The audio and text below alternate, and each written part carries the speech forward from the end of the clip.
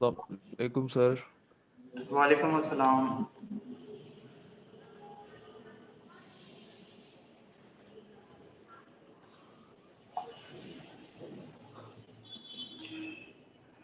जी बच्चों अस्सलाम वालेकुम, उम्मीद है आप सब लोग खैरियत से होंगे। So today our lecture is lecture number 19, lecture number 12 of sports physical therapy. Last time हम लोगों ने बात की थी अबाउट एंकल जॉइंट, ठीक है। एंकल से रिलेटेड जो भी आप लोग हम लोगों ने पैथोलॉजिकल कंडीशंस पढ़ी हैं, ठीक है, स्पोर्ट्स से रिलेटेड वो हम लोगों ने पढ़ी थी एंकल जॉइंट पे, ठीक है। तो today is our lecture regarding knee joint, ठीक है। नी जॉइंट से रिलेटेड जितनी भी इंजरीज हैं स्पोर्ट्स फिजिकल थेरेपी में वो इंक्लूडेड हैं, मोस्ट कॉमन, ठीक है। So let's start with lecture number 12 of sports physical therapy. अच्छा जी, सबसे पहले हम लोग बात कर लेते हैं नी पेन की कॉजेज क्या हैं, मोस्ट कॉमन कॉजेज क्या हैं और लेस कॉमन कॉजेज क्या हैं अमंग एथलीट्स और अमंग स्पोर्ट्स इंडिविजुअल्स, ठीक है। सो मोस्ट कॉमन कॉजेज में अगर हम बात करें तो मोस्ट कॉमन कॉजेज में आपके पास मेनिस्कल इंजरीज आ जाती हैं, ठीक है। आप सबको पता है मेनिस्काइल जो है वो आपके नी जॉइंट में प्रेजेंट है, ठीक है। It can be a medial meniscus और it can be a lateral meniscus, ठीक है। बोथ इंजरीज दोनों की इंजरीज हो सकती हैं, मीडियल की भी हो सकती है और लेटरल मेनिस्कस की भी हो सकती है इंजरी। इसके अलावा आपके पास कोलेटरल लिगामेंट्स आ जाते हैं, ठीक है। एंटी लेटरल कोलेटरल लिगामेंट आ जाता है, मीडियल कोलेटरल लिगामेंट आ जाता है, ठीक है। इनकी इंजरीज भी कॉमन है, ठीक है। और इसके अलावा आपके पास क्रूशिएट लिगामेंट्स आ जाते हैं, the one is anterior cruciate as well as posterior cruciate ligaments, और इनकी इंजरीज भी कॉमन है, ठीक है। इसके अलावा पेटेला की डिसलोकेशन आ जाती है, ठीक है, जो कि कॉमन कॉजेज हैं नी पेन की। अगर हम लेस कॉमन कॉजेज की तरफ जाएं तो लेस कॉमन कॉजेज में आपके पास पेटेलर टेंडन रप्चर आ जाता है, ठीक है।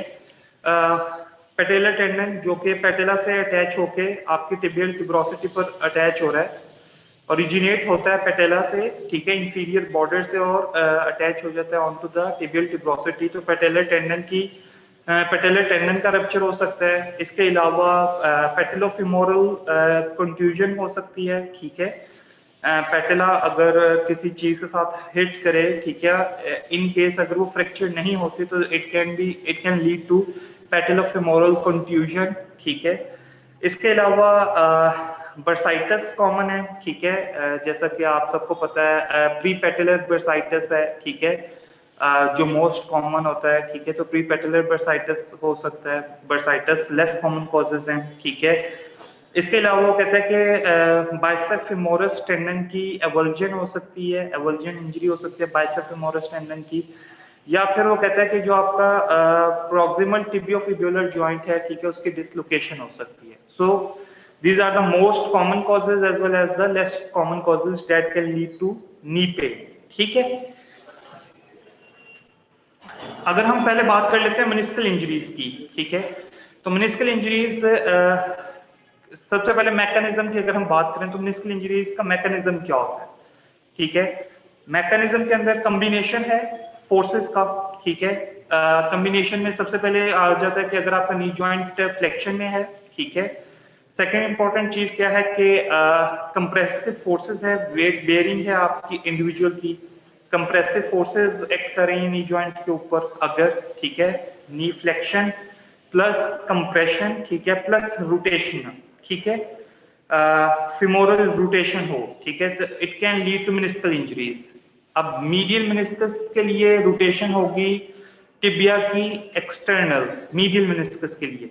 लेटरल मेनिस्कस के लिए आपकी टिबिया की रोटेशन होगी इंटरनल, ठीक है, ऑपोजिट है। अगर लेटरल मेनिस्कस इंजर्ड हो रहा है तो इट मींस कि जो आपकी टिबिया की इंटरनल रोटेशन होगी plus compression plus knee joint in flexion, it can lead to injury, it can cause an injury of the lateral meniscus. जबकि मीडियल मेनिस्कस तब इंजर्ड हो रहा है जब आपका नी जॉइंट फ्लेक्शन में है, कंप्रेशन में है और आपका जो टिबिया है वो एक्सटर्नली रोटेट हो रहा है, ठीक है। मेनिस्कल इंजरीज में कॉम्बिनेशन है फोर्सेस का जो कि मेनिस्कस को टॉन्ट कर सकता है, ठीक है। अब वो कहते हैं कि ज्यादातर जो कॉमन मेनिस्कल इंजरी है वो कौन से साइड की है, whether it is of medial side और whether it is of lateral side. So medial meniscal injuries they are more common as compared to the lateral meniscal injuries, ठीक है। क्यों? क्योंकि मेनिस्कल मीडियल साइड का जो meniscus है उसकी attachment है विद द कैप्सूल, जिसकी वजह से जो मीडियल मेनिस्कस की मोबिलिटी होती है वो कम हो जाती है as compare to lateral meniscus.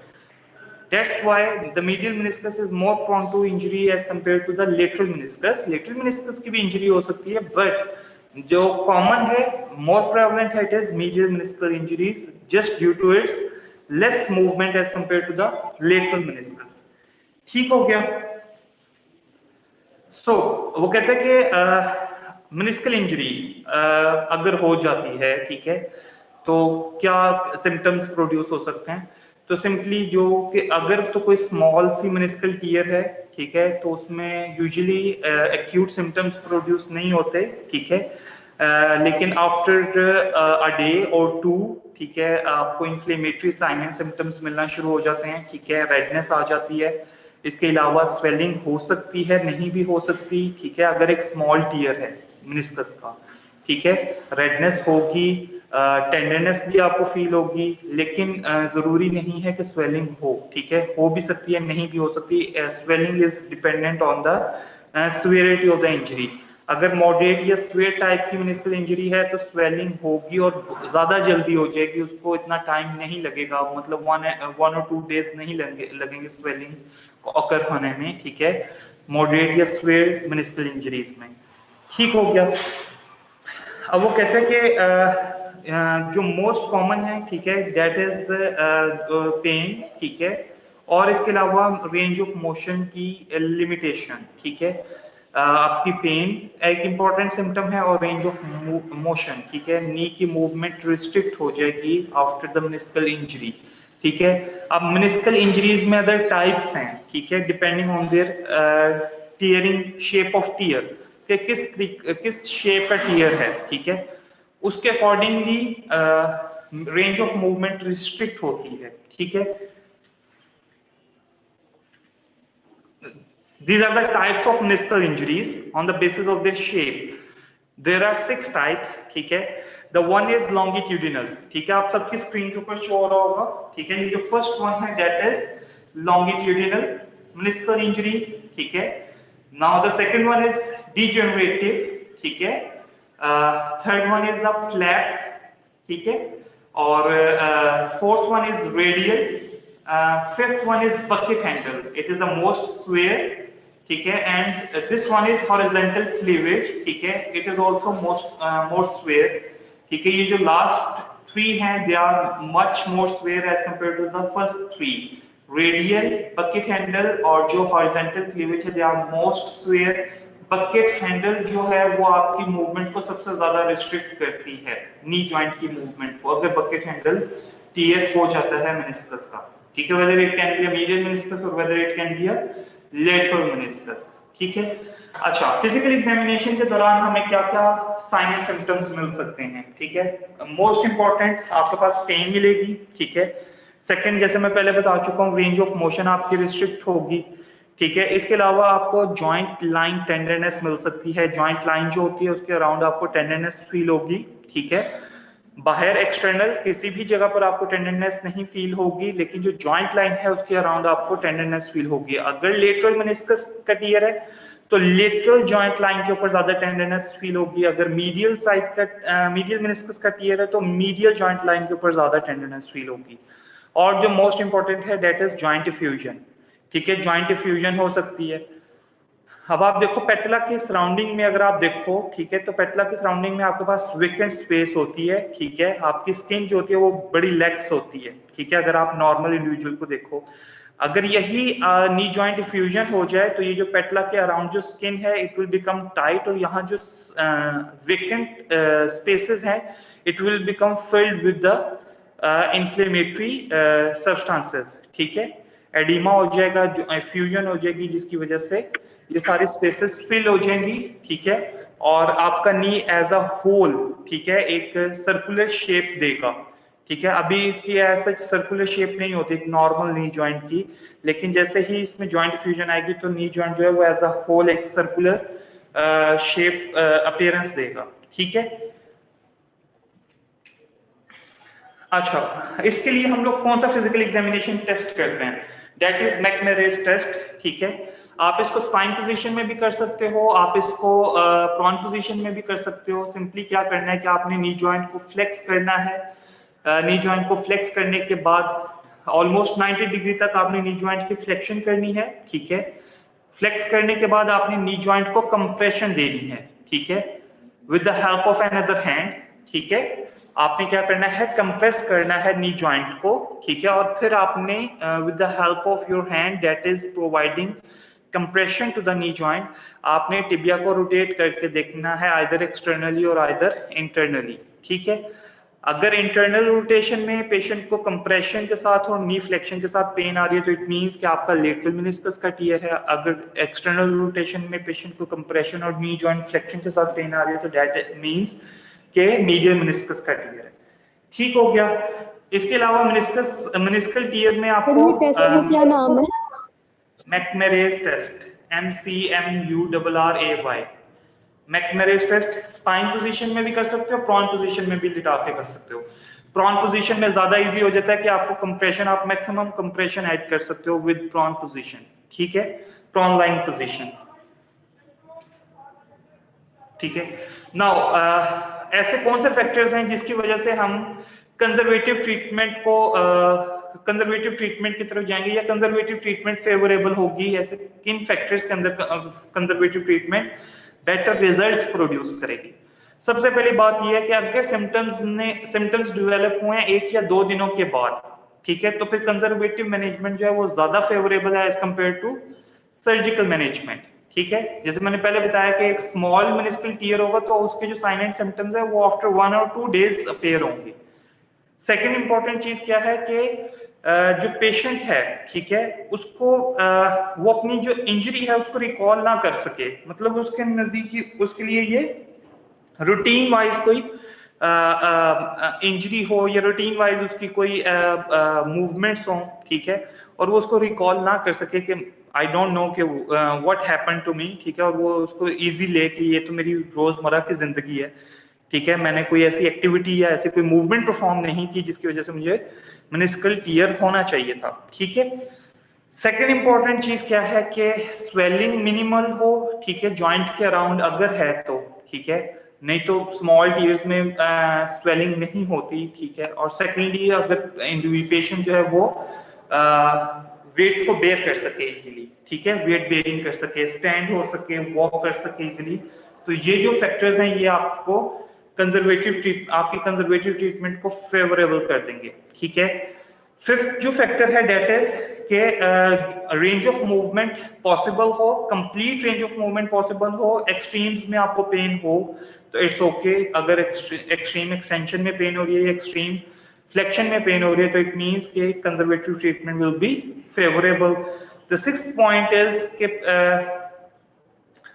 Previously history हो कि जी ये जो आपके पास पेशेंट आया है इसकी रैपिड रिकवरी हो गई थी, प्रीवियस हिस्ट्री अगर उसकी ऐसी है, ठीक है, तब भी कंजर्वेटिव ट्रीटमेंट ज्यादा फेवरेबल होगी, ठीक है, चाहे कोई भी उसकी मतलब कि किसी भी इंजरी से उसकी रैपिड रिकवरी हुई है, ठीक है, इट डजंट मीन कि जी मिनिस्कल इंजरी ही हुई थी तो उसे वो रैपिड रिकवर कर गया, कोई भी इंजरी हुई है और उसे वो रैपिडली रिकवर कर गया तो इट मींस के कंजर्वेटिव ट्रीटमेंट उसके लिए फेवरेबल होगी, ठीक है। और पेन आए, ठीक है, आपके मैकमेरेस टेस्ट में, ठीक है, तब जब इनर रेंज ऑफ फ्लेक्शन की, ठीक है, मतलब कि मैक्सिमम फ्लेक्शन में अगर पेशेंट को पेन आ रही है ऑन मैकमेरेस टेस्ट, तब हम कह सकते हैं कि जी कंजर्वेटिव मैनेजमेंट क्या होगी, फेवरेबल कहलाएगी, ठीक है। अच्छा, अब ऐसे कौन से फैक्टर्स हैं जिसमें हमने कंजर्वेटिव मैनेजमेंट को फॉलो नहीं करना, हमने सर्जिकल मैनेजमेंट की तरफ जाना है, ठीक है। ऑब्वियसली एक ऐसी इंजरी जो कि पेशेंट इजीली रिकॉल कर सके, ठीक है, स्वियर ट्विस्टिंग इंजरी हो, ठीक है, पेशेंट के कि मेरा घुटना मैक्सिमम मुड़ गया था, ठीक है, ट्विस्ट आया था, ठीक है, तो ऐसी इंजरी जिसको पेशेंट रिकॉल कर सके, और एक ऐसी इंजरी जो कि पेशेंट को फौरन से इंडिविजुअल को करे कि वो अपनी गेम को कंटिन्यू ना कर सके, ठीक है, सही है, उसको अपनी गेम को एंड करना पड़े एथलीट को, ठीक है, तब भी वो सर्जिकल मैनेजमेंट उसके लिए ज्यादा फेवरेबल है, ठीक है। उसके बाद वो कहता है कि जो नी जॉइंट है उसमें मैक्सिमम इफ्यूजन हो, ठीक है, जॉइंट इफ्यूजन, ठीक है, तब भी आपने सर्जिकल मैनेजमेंट की तरफ जाना है। इसके अलावा जो मैकमेरेस टेस्ट में पेन है, ठीक है, वो मिनिमम फ्लेक्शन, नी फ्लेक्शन के साथ अगर पेन है पेशेंट को मैकमेरेस टेस्ट, ठीक है, मतलब 10 to 15 डिग्री की नी फ्लेक्शन में भी अगर पेशेंट को पेन है मैकमेरेस टेस्ट में, तब भी आपने सर्जिकल मैनेजमेंट की तरफ जाना है, ठीक है। रेंज ऑफ मोशन स्वेयरली रिस्ट्रिक्टेड है, तब भी आपने सर्जिकल मैनेजमेंट की तरफ जाना है, ठीक हो गया।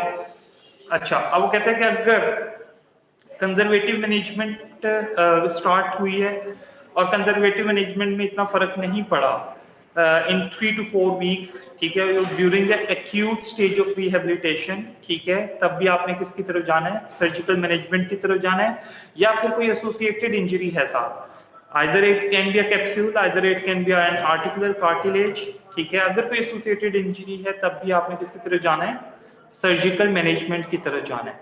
सो मिनिस्कल इंजरीज डिपेंड करती हैं कि whether it can be a conservative treatment और it can be a surgical treatment on these factors, depend on these factors, ठीक है, सही है। साइन एंड सिम्टम्स जिनमें स्वेयर है, surgical management, sign and symptoms जिनमें मिनिमल है, कंजर्वेटिव मैनेजमेंट, ठीक हो गया।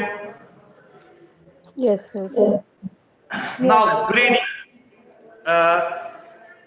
मीडियल कोलेटरल लिगामेंट की अगर हम बात करें, मेनिस्कल की बात नहीं, हम मीडियल कोलेटरल लिगामेंट की अगर हम बात करें या लेटरल कोलेटरल लिगामेंट की बात करें, ठीक है, अगर सबसे पहले हम मीडियल कोलेटरल लिगामेंट की बात करें तो मीडियल कोलेटरल लिगामेंट की इंजरी कब होती है, ठीक है, वो कहते हैं मीडियल कोलेटरल लिगामेंट की इंजरी का जो मैकेनिज्म है वो ये है कि आपका जो नी जॉइंट है वो फ्लेक्शन में हो, ठीक है, सही है, और उसको बाहर से एक्सटर्नल फोर्स अप्लाई हो on to the lateral aspect of the knee joint, lateral aspect के ऊपर फोर्स अप्लाई हो, ठीक है, टूवर्ड्स द मीडियल डायरेक्शन, ठीक है, फ्रॉम आउटसाइड टू इनसाइड, ठीक है, अगर एक्सटर्नल फोर्स अप्लाई हो रही है और नी जॉइंट फ्लेक्शन में है, then there is a chance कि जो मीडियल साइड का मीडियल कोलेटरल लिगामेंट है वो क्या हो जाएगा, रप्चर हो जाएगा, ठीक है। Let's say this is sir a knee एक बार जॉइंट, फिर बता दूं। ये देखें this is the knee joint, अगर ये नी फ्लेक्शन में है, ठीक है, ये वाली इसकी आउटर सरफेस है लाइक दिस, ये आउटर सरफेस है,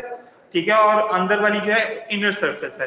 अब यहाँ पे अगर फोर्स अप्लाई हो रही है from the outside towards the inside, जिसको हम वेल्गस फोर्स बोलते हैं, जीनू वेल्गस, ठीक है, जीनू वेल्गस क्या है, नॉट नीज है, क्योंकि बाहर से फोर्स अप्लाई हो रही है towards the outside, force apply हो रही है इनसाइड में, ठीक है, जिसकी वजह से जीनू वेल्गस क्रिएट हो रहा है ना, ठीक है, नॉक नीज ऐसे क्रिएट होता है ना कि जी आपके सर जो आपने इसको क्या कहा है, नी जॉइंट फ्लेक्शन में है और external force lateral aspect towards the medial side. Yes, बाहर वाली साइड से लेटरल एस्पेक्ट पर अप्लाई हो रही है टुवर्ड्स द इनसाइड। डायरेक्शन उसकी क्या है? Towards the inside. ठीक है सर। लेटरल साइड से अप्लाई हो रही है मीडियल साइड की तरफ, लाइक दिस, ठीक है। बाहर वाली साइड से टुवर्ड्स द मीडियल साइड अगर अप्लाई हो रही है व्हाइल द नी जॉइंट तो इज इन नोक नीज फ्लेक्शन। में ना, जी नोक नीज में ना, समझ नहीं आई क्या कह रहे हो? जीनू वेलकम में भैया हाँ, आप हम ना नोक जीनू नीज की वेलकम बात की कर बात रहे हो हैं ना? मैं हाँ जी। जीनू वेलकम मैंने सिर्फ आपको रेफरेंस के तौर पर बताया कि वेल्गस फोर्स क्या है जो जीनू वेलकम की है। ऑब्वियसली उसमें नॉक नीज होते हैं, तो नॉक नीज किसको कहते हैं? जिसमें नीज मिड लाइन में आ जाए। बेटा एक मिनट अजान हो रही है।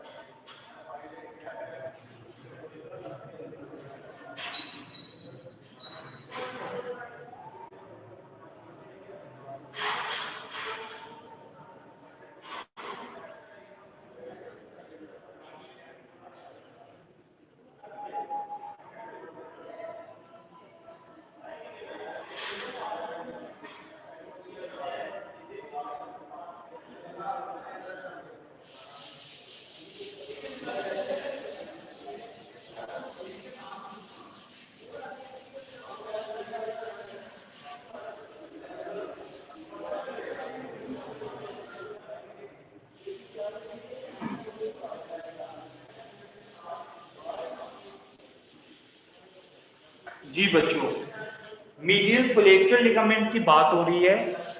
मैंने बात कही है कि if a knee joint is in flexion, ठीक है, और लेटरल साइड पर फोर्स अप्लाई होती है नी जॉइंट के लेटरल एस्पेक्ट के ऊपर, और उस फोर्स की डायरेक्शन मीडियल साइड होती है, ठीक है। मीडियल डायरेक्शन होती है उस फोर्स की from the lateral aspect towards the medial direction, ठीक है। तो उसमें मीडियल कोलेटरल लिगामेंट के मीडियल कोलेटरल लिगामेंट उसमें इंजर्ड हो जाता है। क्यों इंजर्ड होता है? देखो, मीडियल कोलेटरल लिगामेंट और लेटरल कोलेटरल लिगामेंट ने मीडियल एस्पेक्ट को या मीडियल आर्टिकुलर सर्फेसेस को, मीडियल साइड से आर्टिकुलर सर्फेसेस को सेपरेट नहीं होने देना, ठीक है। मतलब अगर ये जॉइंट स्पेस है, ठीक है, it is a joint space, ठीक है, तो मीडियल कोलेटरल लिगामेंट ने इन स्पेसेस को सेपरेट नहीं होने देना। इसी तरीके से अगर ये लेटरल कोलेटरल लिगामेंट है, लेटरल साइड है, तो उसमें लेटरल एस्पेक्ट से आर्टिकुलर सर्फेसेस को सेपरेट नहीं होने देना, ठीक है।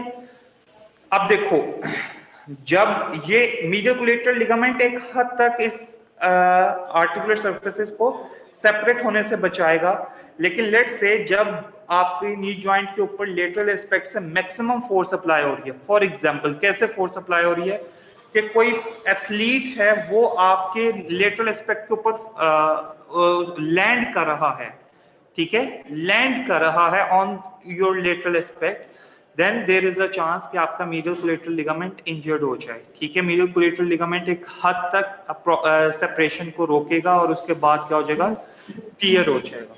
तो उसके हम लोग ग्रेडिंग किस तरीके से करते हैं, 3 ग्रेड्स हैं लिगामेंट्स के।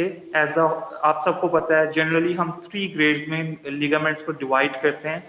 ग्रेड 1 में क्या है, वो कहता है कि जब आप 30 डिग्री ऑफ नी फ्लेक्शन, ठीक है, 30 डिग्री ऑफ नी फ्लेक्शन में वल्गस फोर्स अप्लाई करोगे, ठीक है, तो आपको टेंडरनेस मिलेगी, ठीक है।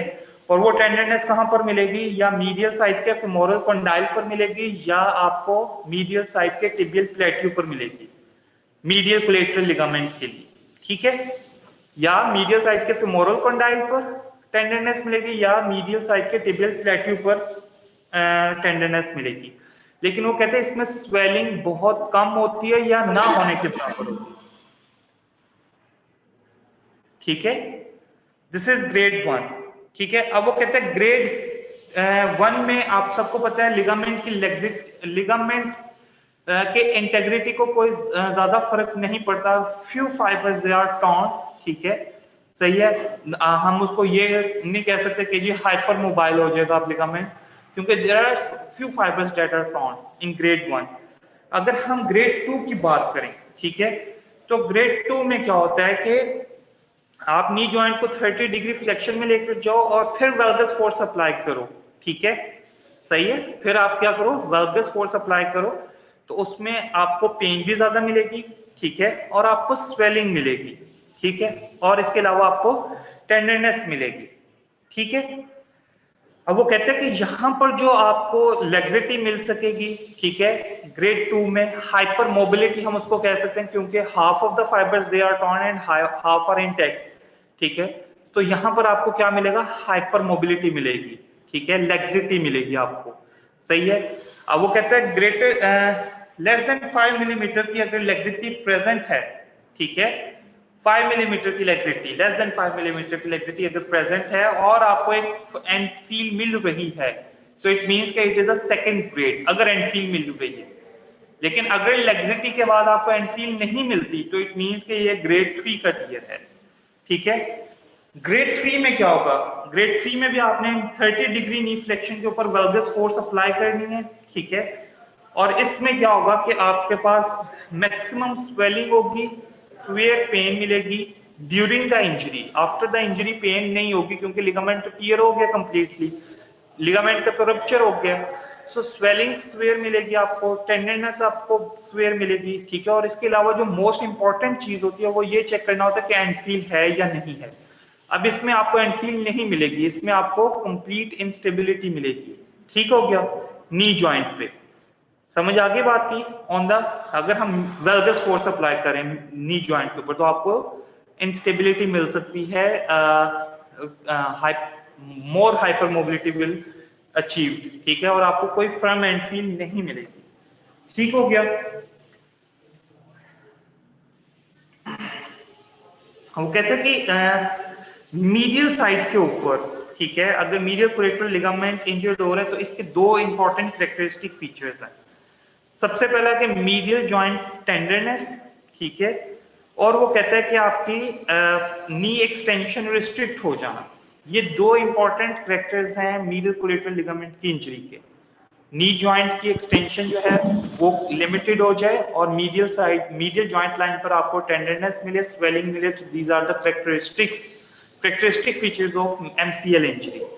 अब वो कहते हैं कि मीडियल कोलेटरल लिगामेंट, अब इस बेटा इस बात को समझना है, देखो जब वल्गस फोर्स अप्लाई हो रही है फ्रॉम द लेटरल एस्पेक्ट, ठीक है, टुवर्ड्स द मीडियल डायरेक्शन, तो अब आप देखो कि यहां से फोर्स अप्लाई हुई है, ठीक है, और मीडियल डायरेक्शन में जा रही है, तो जो मीडियल आर्टिकुलर सर्फेसेस हैं वो क्या करेंगी, वो सेपरेट होंगी, ठीक है, और जो लेटरल आर्टिकुलर सर्फेसेस हैं वो क्या करेंगी, अप्रोक्सीमेट करेंगी, लाइक दिस।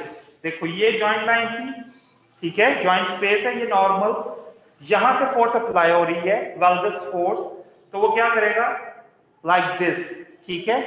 ये जो मीडियल साइड की जॉइंट सर्फेसेस हैं, ठीक है, ये सेपरेट होंगी, तो लेटरल साइड की जो जॉइंट सर्फेसेस हैं ये क्या करेंगी, अप्रोक्सीमेट करेंगी।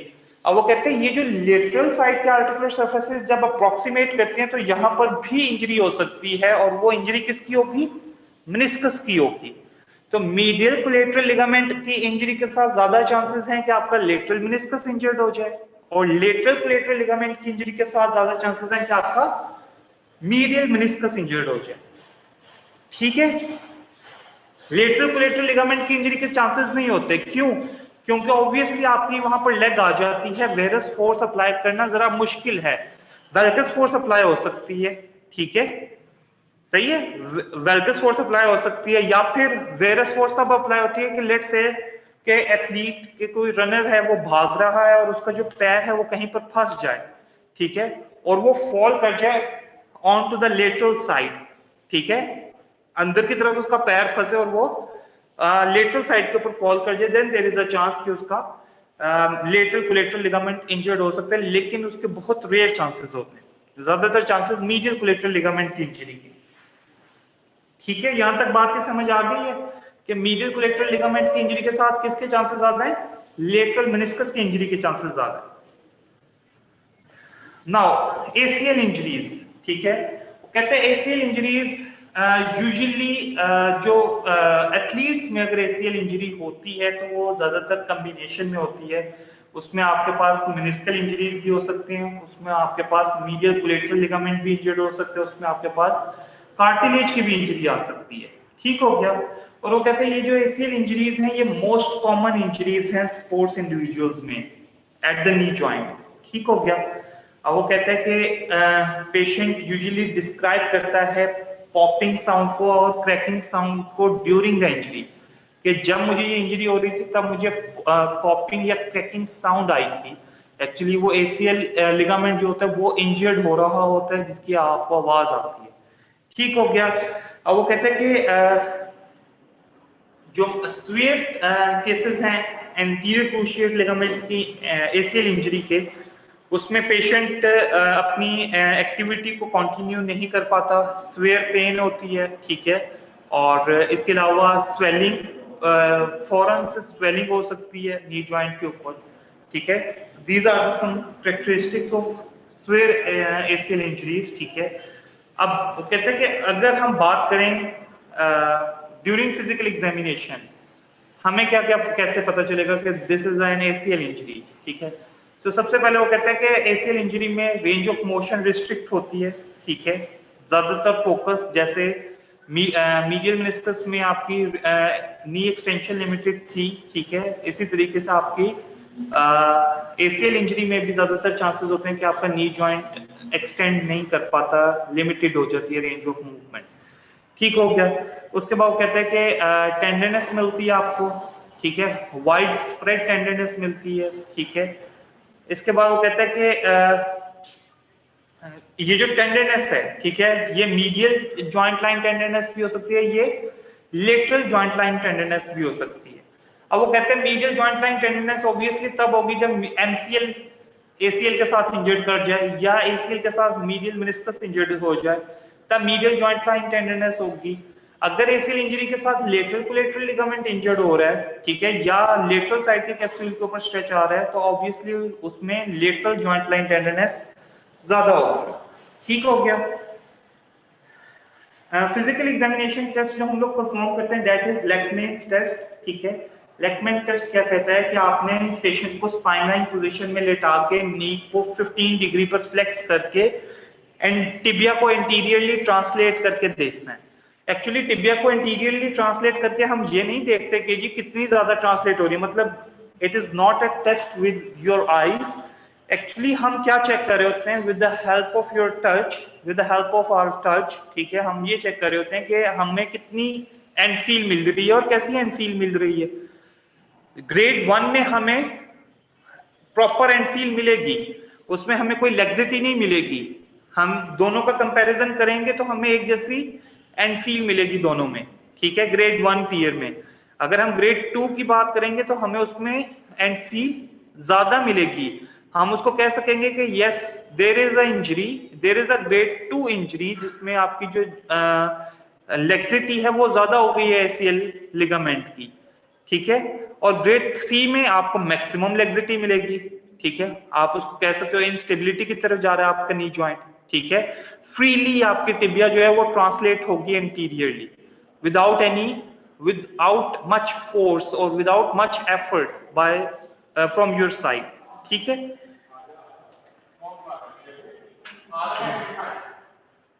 These are ये पिक्चर्स एक्चुअली क्या है, वो कहता है कि ये ACL इंजरी ग्रेड 1 में ACL जो है this is slack at rest, ठीक है।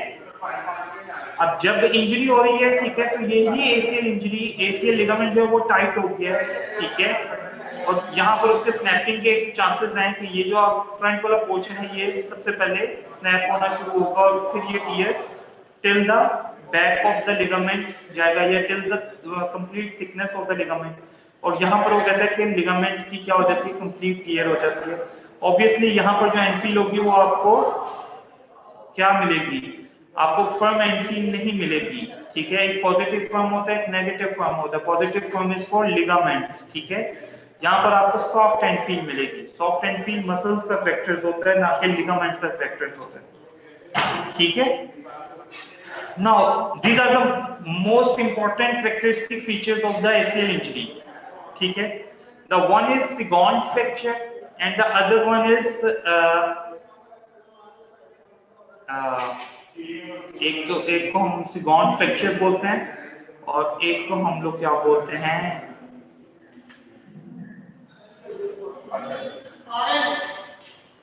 एक मिनट, bone bruise, ठीक है। या the one is Sigon fracture and the other one is bone bruise, ठीक है।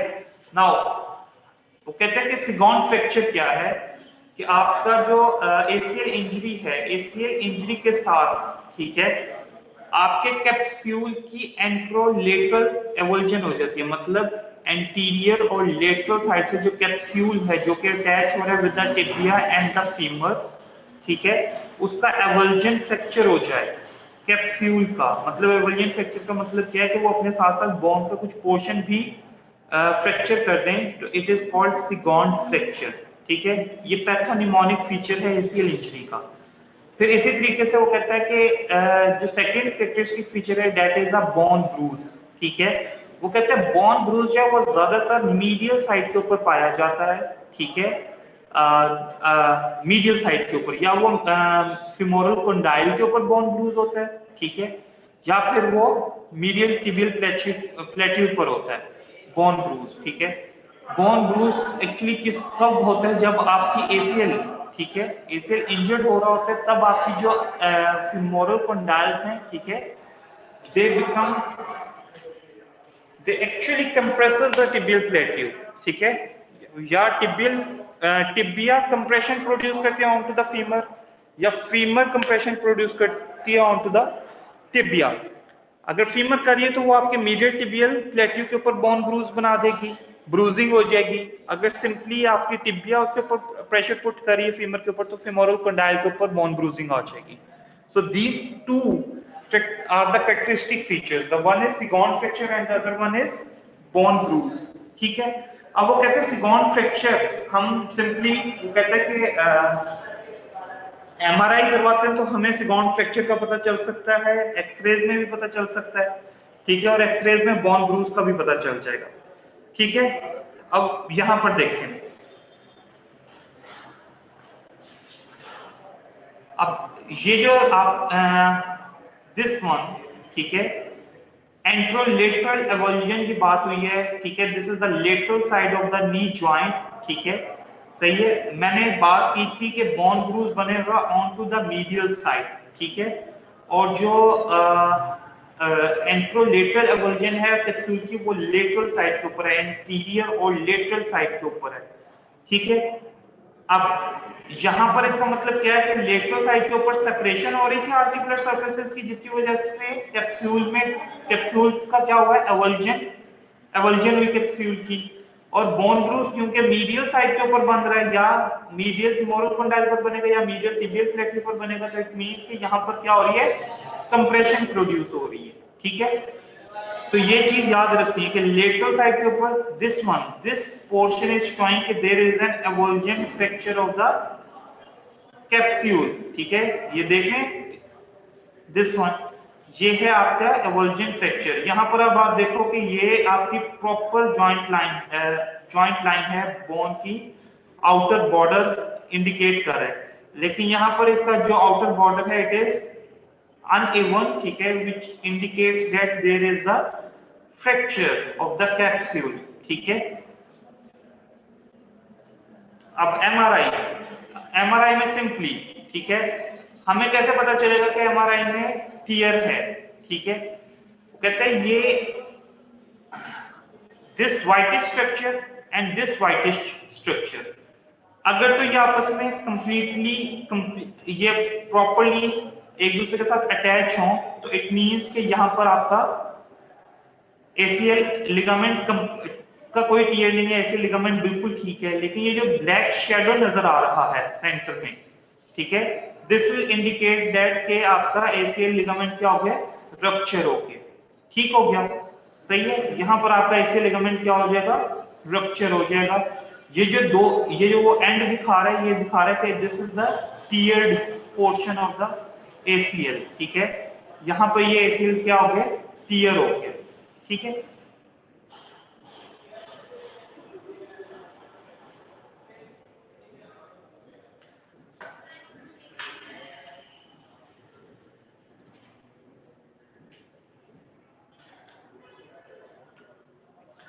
अब यहां पर ये देखें, ये आपको क्या दिखाई दे रहा है, बोन ब्रूज दिखाई दे रहा है, ठीक है, सही है, on to the femoral condyles, ठीक है, ये बोन ब्रूज है, ठीक है, यहां पर बोन ब्रूज बनता है मोस्ट कॉमनली।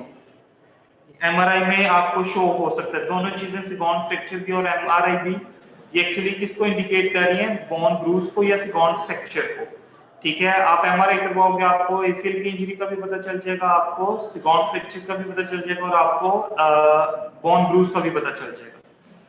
अब वो कहते हैं आउटकम्स क्या हो सकते हैं आफ्टर एसीएल इंजरी, ठीक है, वो कहते हैं कि एसीएल इंजरी में जो सबसे पहली बात ये है कि रिटर्न टू स्पोर्ट्स, ठीक है, वो कहते हैं कि रिटर्न टू स्पोर्ट्स तो बहुत कॉमन है आफ्टर एसीएल इंजरी, ठीक है, एथलीट जो है वो इजीली रिटर्न कर पाता है स्पोर्ट्स में, ठीक है, लेकिन वो कहता है कि ये जो इंजरी के चांसेस हैं, रिकरेंट इंजरी के चांसेस हैं, ये बहुत ज्यादा हैं, ठीक है, सही है।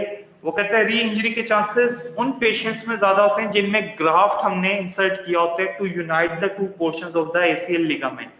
एंटीरियर क्रूशिएट लिगामेंट के लिए हम अक्सर ग्राफ्ट यूज करते हैं ताकि उनके जो दोनों एंड्स हैं उनको क्या किया जा सके, सुचर किया जा सके। जिनमें वो ग्राफ्ट यूज होते हैं उनमें री इंजरी के चांसेस बहुत ज्यादा हो जाते हैं। कम बैक वो बहुत अच्छा कर लेते हैं, स्पोर्ट्स में वो कम बैक कर लेते हैं प्रॉपर्ली रिहेबिलिटेट होके, ठीक है। थर्ड वन इज ऑस्टियोआर्थराइटिस, ठीक है, एसीएल इंजरी के बाद ऑस्टियोआर्थराइटिस के चांसेस बहुत ज्यादा हो जाते हैं, ठीक है। वो कहते हैं कि जितने भी ऐसे पेशेंट्स देखे गए हैं जिनमें बोन ब्रूज पैदा होता है या जिनमें सिगॉन फ्रैक्चर होते हैं उनमें ऑस्टियोआर्थराइटिस बहुत कॉमन होता है, बहुत ज्यादा प्रेवलेंट होते हैं जिनमें सिगॉन फ्रैक्चर हो या फिर बोन ब्रूजेस हो, ठीक हो गया। अच्छा, वो कहते हैं प्रिवेंशन कैसे की जा सकती है एसीएल इंजरी से। तो दो ऐसी एक्टिविटीज हैं जिनको हम अगर अच्छे तरीके से जिनकी टेक्निक को समझ लें हम इससे बच सकते हैं फ्रॉम द एक तो क्या है कि वन लेग स्टैंडिंग, ठीक है, वन लेग स्टैंडिंग के ऊपर अगर हम हो रहे हैं, ठीक है, या ज्यादा वेट पुट कर रहे हैं और यकदम हमारा जो नी है वो बकल कर जाता है तो उसमें एसीएल इंजरी के ज्यादा चांसेस हैं वन लेग स्टैंडिंग में, ठीक है। और सेकंड क्या है कि आपकी कटिंग मैन्यूवर्स, ठीक है, अगर हम इन दोनों चीजों की टेक्निक को बेहतर कर लें तो हम एसीएल इंजरी से बच सकते हैं, ठीक हो गया। अच्छा जी, अब पीसीएल इंजरी क्या है, ठीक है, वो कहते हैं पीसीएल इंजरी में अगर पीसीएल इंजरी का मैकेनिज्म क्या है। पीसीएल इंजरी का मैकेनिज्म ये है कि अगर जो टिबिया है, पीसीएल ने एक्चुअली क्या करना होता है, टिबिया की पोस्टीरियर ट्रांसलेशन को प्रिवेंट करना है, एसीएल ने क्या करना है, टिबिया की एंटीरियर ट्रांसलेशन को प्रिवेंट करना है, ठीक है। पीसीएल की इंजरी कैसे कॉमन है कि जब आपकी जो टिबिया है, ठीक है, वो फोर्सफुली बैकवर्ड पोस्टीरियर ट्रांसलेशन में जाए with the knee joint inflection, तब पीसीएल इंजरी के चांसेस ज्यादा हो जाते हैं। एसीएल इंजरी क्या होती है कि अगर आपका नी जॉइंट है, नी जॉइंट एक्सटेंडेड पोजीशन में है और टिबिया जो है वो एंटीरियरली ट्रांसलेट कर रही है, ठीक है, तब उसमें चांसेस होते हैं कि आपका एसीएल इंजर्ड हो जाए, ठीक है। पीसीएल इंजरी के क्या चांसेस हैं कि पीसीएल तब इंजर्ड होगा जब आपका नी जॉइंट फ्लेक्शन में होगा और आपकी जो टिबिया है वो फोर्सफुली पोस्टीरियर ट्रांसलेशन में जाए, तब पीसीएल इंजरी के चांसेस ज्यादा हो जाते हैं। ठीक हो गया। इसके अलावा वो कहते हैं हाइपर एक्सटेंशन भी आपकी पीसीएल को इंजर्ड कर सकती है along with the posterior capsule. ठीक है। इसके लिए हम लोग रिवर्स लेकमैन टेस्ट यूज करते हैं। ठीक है, जैसे उसमें हमने टिबिया को एंटीरियरली ट्रांसलेट करके उसकी लेग्जिटी को चेक किया था, इसी तरीके से हम पीसीएल में पोस्टीरियर ट्रांसलेट करते हैं टिबिया को, जिसको हम रिवर्स लेकमैन टेस्ट बोलते हैं। ठीक है, पोस्टीरियरली ट्रांसलेट करके हम लोग चेक करते हैं कि कितनी ज्यादा लेग्जिटी है। ठीक है, उसके लिए उसमें बताया हुआ है ग्रेड 1 में क्या होगा, ग्रेड 2 में क्या होगा और ग्रेड 3 में क्या होगा। इसके लिए सबसे पहले आप देख लो कि नॉर्मल अलाइनमेंट क्या है।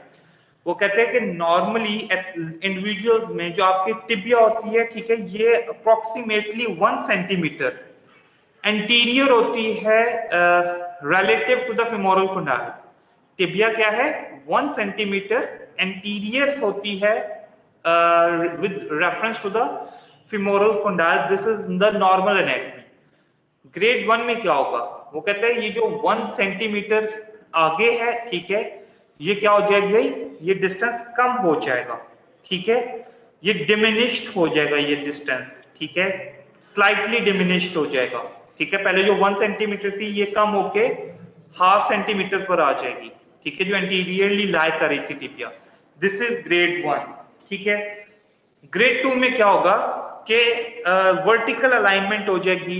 ये जो 1 सेंटीमीटर आगे थी अब ये 0 सेंटीमीटर पर आ जाएगी। अब टिबिया जो है वो एंटीरियरली नहीं होगी with reference to the femoral condyles. Femoral condyles और टिबिया ये एक ही प्लेन में होंगे, मतलब जो 1 सेंटीमीटर एंटीरियर पड़ी थी टिबिया अब वो नहीं पड़ी होगी। ठीक है, it means this is a second grade PCL injury. और जो थर्ड ग्रेड है, ठीक है, उसमें क्या होता है कि आपका बकायदा एक मीडियल स्टेप बन जाता है। ठीक है, अब जो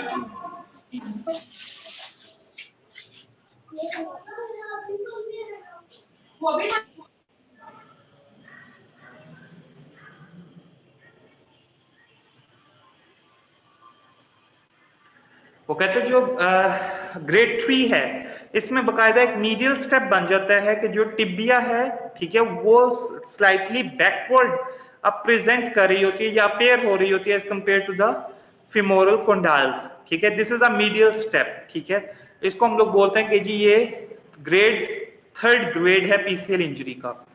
ग्रेड 1 में डिमिनिश्ड हुआ डिस्टेंस। ठीक है, ग्रेड 2 में डिस्टेंस 0 हो गया, वो जो 1 सेंटीमीटर का डिस्टेंस था between the tibial plateaus and the femoral condyles वो डिमिनिश्ड हो गया। और ग्रेड 3 में क्या हुआ कि आपकी टिबिया जो है वो पोस्टीरियरली लाई कर रही है as compare to the femoral condyles.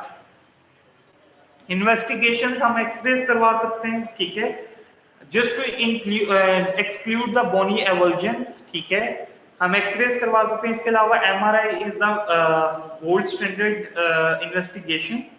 ठीक है, और वो कहते हैं कि अगर तो फ्रैक्चर प्रेजेंट हो, एवल्जन फ्रैक्चर भी प्रेजेंट है पीसीएल इंजरी के साथ, तो हमें सर्जिकल ट्रीटमेंट की तरफ जाना पड़ता है। ठीक हो गया। So this is all about the knee joint. ठीक है, इसमें किसी चीज की नहीं समझ आई तो बताएं।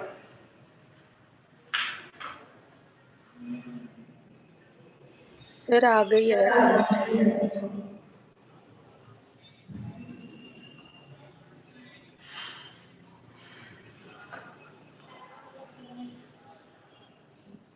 जी, अहमद अफजल,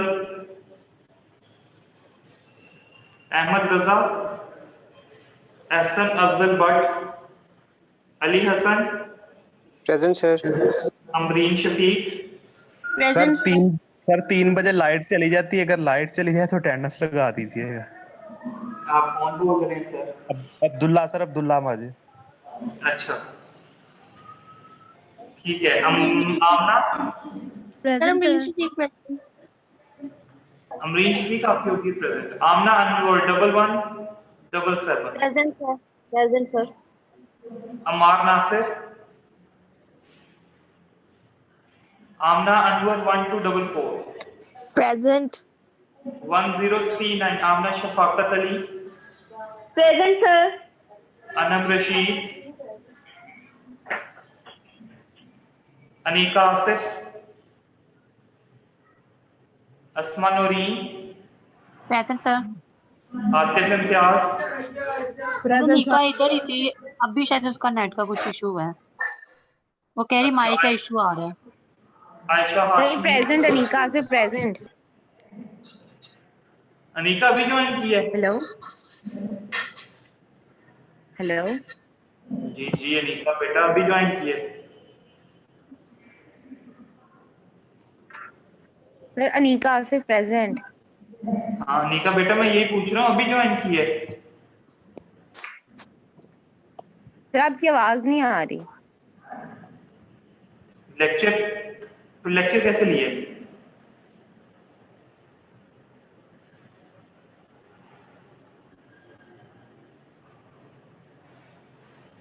सर उसने पहले ही बोल दिया था ग्रुप में उसके नेट का इशू आ रहा है और वो सर लेक्चर उसके ले नेट रही का थी। इशू आ रहा था, उसने बोला था ग्रुप में। सर अच्छा आयशा हाशमी, हेलो सर, अब आवाज आ रही है? हाँ जी अनीका बेटा लग गई है attendance. Ayesha Hashmi, Ayesha Khalid, Present, sir. Bisma Farooq, Bisma तो जहरा, बिस्मा फारूक तो प्रेजेंट है। Bisma Farooq, present. ठीक है बिस्मा तो Zahra, Danish Tahira, Daniyal Hasan, इलिशा Afzal, Present, sir. Fiza Salim, Present, sir. फर्निशा Khalid, Hafiza Motia Tabassum, Present, sir. Hasnain Ali, present sir.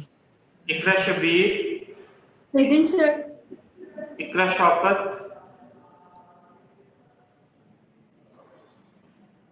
इज़ा Akmal, Iza Arshad, Present, sir.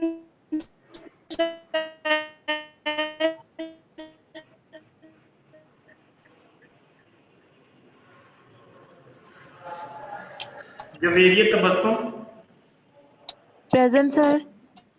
Khushbu, sir present. Sir, is Kinza- Arshad present? जी बेटा हो सर गया है। Present. Kinza Saleem, Sir, is Arshad present, sir sir? Khushbu present, मेरी लगा दी है sir. Okay. Sir, Kinza Salim present. Okay बेटा। Sir Khushbu present. जी बेटा सुन ली है। आप लोगों को अटेंडेंस नजर आ रही है? अभी नहीं आ रही। No sir. नहीं सर, हमें नहीं नजर आ रही। हमें सर एक मोज़रेला और पता नहीं क्या बना हुआ नजर आ रहा है। जूम पर सर ऑटोमेटिक आप डायरेक्ट जूम से ही ले लीजिएगा, क्यों इतना खप रहे हैं? हाँ वो टाइम भी आ जाता है, हर चीज आ जाती है। नहीं वो ना बीच में क्लास ना कुछ बच्चों का फिर नेट भी ऑफ हो जाता है, जैसे आज नाइल का इस तरह से हो गया, बीच में क्लास के छोड़ दिए। हाँ ये भी है। और सर पूरी क्लास में सर रिकॉर्डिंग में पता चल जाता है कि कौन कौन से बच्चे पूरी क्लास में थे। हाँ वो लेकिन मुझे फिर बाद में ज्यादा काम करना पड़ता है ना, स्पेशल निकाल के देखना पड़ता है। यहाँ पे ठीक है इजीली जैसे आपको इजी लगे सर। सर आप सबकी अटेंडेंस लगा दिया करिए, जो बच्चे एब्सेंट होते हैं वो बाद में लेक्चर रिकॉर्डिंग सुनते ही तो सानिया हैं। ज्यादा शोर नहीं होते। सानिया बिल्कुल ठीक है। सर हाँ सर, वैसे हम क्योंकि सुन हमें ही लेते हैं सुनना ही पड़ता ही है रिकॉर्डिंग। बाद सर ये आज अटेंडेंस है, कह रही कल से आपको वाइवा का कहेगी कि उसके भी लगा दे number. Sir excuse me sir ऊपर करें, मैंने अपनी देखनी है। सर सबसे मैंने ऊपर आपकी करें, छोड़ी सब हुई है। ए पे लेके आए सर। बेटा मैंने ऊपर नहीं करनी है पियसमा। हाँ जी बेटा सर बताओ। सर मेरा इशू मैंने आपको बताया था ना, तो आप बेटा इज़ा अरशद प्रेजेंट है। नहीं सर, दानिश ताहिरा। जो एक में बेटा अटेंडेंस हो जाए पहले जवेरिया तबस्सुम, सर तुम्हारे माइक का मसला होता है ना बोल, खुशबू, नहीं समझ आती तुम। किंजा सलीम भी प्रेजेंट है। महानूर अरशद, प्रेजेंट। महानूर शफी, सर उसके माइक का इशू, उसका मैसेज है, वो कह रही है मेरा मनाहिल माइक खराब है। मनाहिल सरफराज, सेम अभी नेट ऑफ हुआ है उसका। Maryam Faraghat, present sir. Momna Abid, present sir. Mohammad Abdullah Majid, जी जी सर, अभी तक इधर ही हूँ। ठीक है। Mohammad Numan Liaquat, Mohammad Shahid, present sir. Mohammad Umair, present sir. Mohammad Zaman, present sir. Nabiya Shahzad, Noorul Huda, present. Present sir, present. Nabiya Shahzad present है ना? जी जी। Yes sir. Noorul Ain, Noorul Ain, Ramla Nasir, Reem Yasin, Rohma Kiran, Saba Sheikh, present sir. Sadia Tehreen, present sir. Samima Saeed, sir मैं प्रेजेंट हूँ। बेटा क्या नाम है? रोमा। अच्छा। Samra Aslam,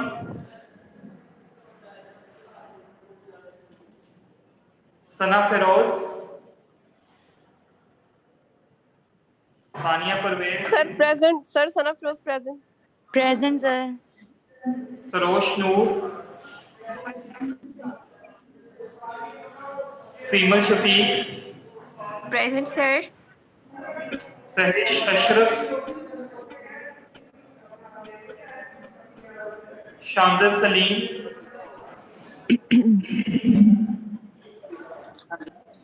yes sir, present. Sehrish Ashraf बेटा, sir present. Shamjad Salim,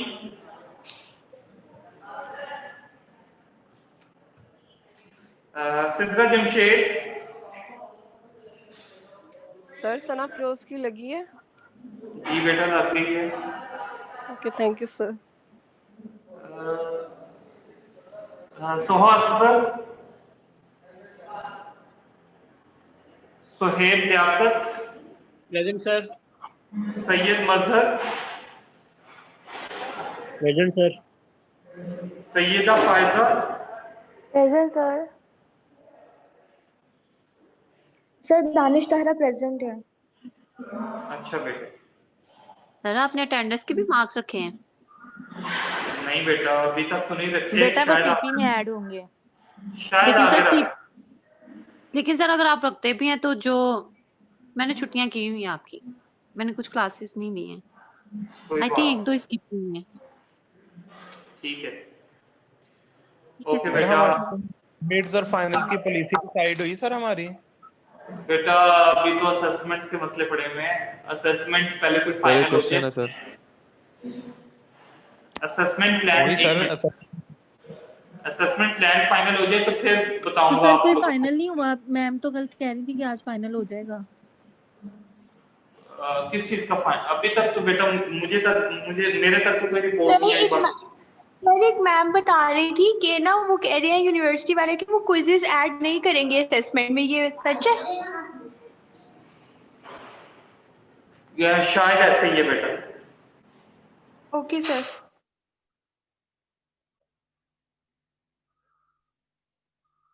sir मैंने आपकी नेक्स्ट क्लास नहीं लेनी है।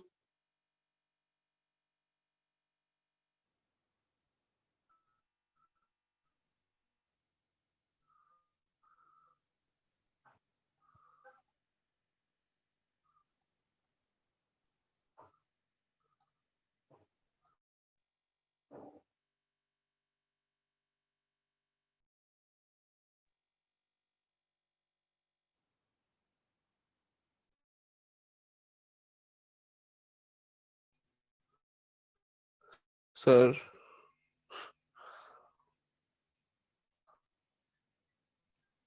सर आप हमारी सुन रहे हैं? सर आपको आवाज आ रही है?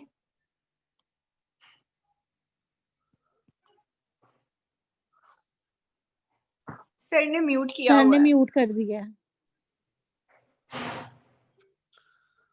बेटा रुक भी जाते हैं थोड़ी देर। हाँ जी बताएं। जी शहीद बेटा।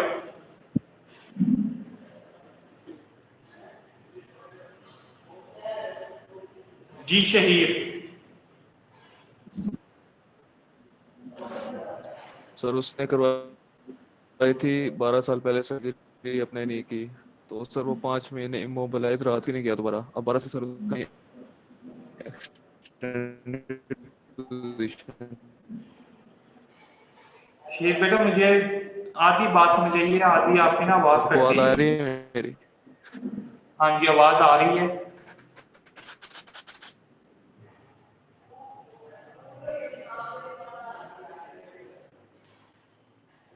शहीद बेटा ऐसा करो, मुझे ना आप मेल कर दो, मेल के ऊपर सारा कुछ लिख दो, चाहे उर्दू में लिख दो, लेकिन मुझे मेल कर दो, मैं उसमें इजीली उसको अंडरस्टैंड कर सकूंगा। यहाँ पे मुझे आपकी आधी आवाज आई, आधी नहीं आई।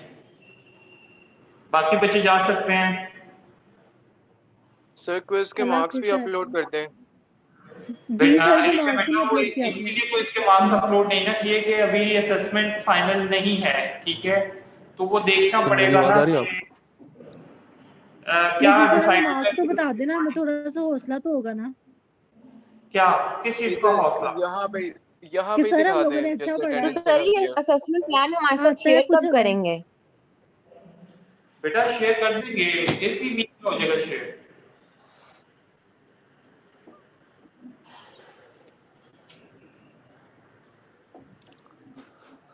सर वो एक जी पेशेंट का शहीद। बताना सर आपको।